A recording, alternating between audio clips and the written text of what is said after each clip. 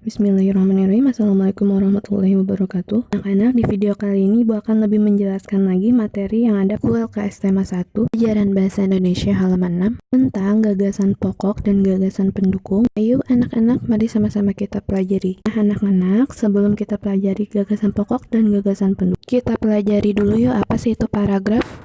Paragraf adalah kumpulan dari beberapa kalimat dalam suatu teks atau karangan. Setiap awal paragraf biasanya ditandai dengan adanya bagian yang lebih menjorok ke dalam. Contohnya adalah pada gambar sebagai berikut. Selanjutnya kita akan membahas pengertian gagasan pokok dan gagasan pendukung. Gagasan pokok atau ide pokok atau gagasan utama merupakan inti atau topik yang sedang dibahas dalam suatu paragraf. Gagasan pokok biasanya terdapat dalam kalimat utama. Kalimat utama adalah kalimat yang menjadi inti atau dasar suatu paragraf. Sedangkan gagasan pendukung atau gagasan penjelas merupakan kalimat yang berfungsi sebagai penjelas dari suatu gagasan pokok.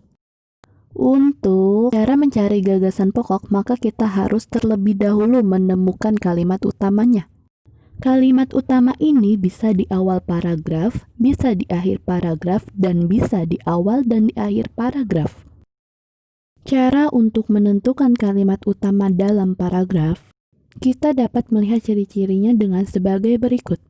Jika kalimat utamanya berada di awal paragraf, maka pada kalimat kedua akan terdapat beberapa kata sebagai berikut.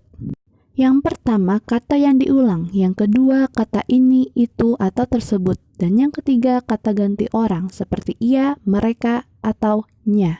Lalu, jika kalimat utamanya di akhir paragraf, maka pada kalimat terakhir akan terdapat kata oleh karena itu, atau oleh sebab itu, atau dengan demikian, atau jadi. Jika kalimat utama sudah ditemukan, maka gagasan pokoknya ada dalam kalimat tersebut. Bisa ditulis satu kalimat penuh atau diambil intinya saja. Lalu, jika gagasan pokok sudah ditemukan, maka kalimat-kalimat yang lain merupakan gagasan pendukung dari paragraf tersebut. Untuk lebih jelasnya, coba kalian perhatikan pada contoh berikut. Nah, anak-anak, coba dibaca dulu ya teks ceritanya pada paragraf di atas. Setelah itu, mari sama-sama kita tentuin dulu kalimat utamanya ya. Hayu, coba diingat-ingat pada pembahasan sebelumnya, letak kalimat utama itu ada di mana saja. Coba kita lihat dulu, jika kalimat utamanya ada di awal paragraf, berarti kita terlebih dahulu lihat pada kalimat yang kedua. Dalam kalimat kedua tersebut, terdapat kata pawai. Nah, kalimat kedua ini terdapat kata yang diulang ya anak-anak, dan juga terdapat kata ini. Jadi, berdasarkan ciri-ciri yang tadi Ibu sebutkan, maka letak kalimat utamanya berada pada di awal paragraf.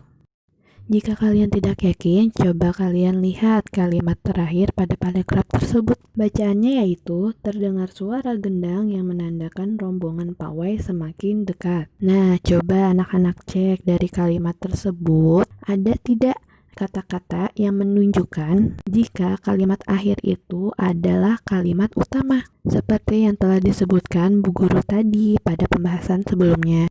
Tidak ada, bukan? Nah, jika tidak ada, maka gagasan pokoknya terdapat dalam awal paragraf. Oke, langsung saja di sini Ibu tulis ya. Gagasan pokoknya yaitu pawai budaya sangat menarik bagi warga kampung Babakan. Gagasan pokok ini Ibu tulis penuh ya dari kalimat utama. Tapi kalian juga bisa tulis ringkas atau intinya saja dari kalimat utama tersebut. Nah, untuk gagasan penjelasnya berarti adalah selain dari kalimat utama atau gagasan pokok di paragraf tersebut. Maka gagasan penjelasnya ada 5 ya anak-anak. Yang pertama, pawai ini selalu menampilkan keragaman budaya Indonesia. Yang kedua, Udin dan teman-teman tidak pernah bosan menanti rombongan pawai lewat. Yang ketiga, tahun ini mereka datang ke alun-alun untuk melihat pawai tersebut. Yang keempat, kakek Udin pun terlihat sabar menanti. Dan yang terakhir, yang kelima, terdengar suara gendang yang menandakan rombongan pawai semakin dekat.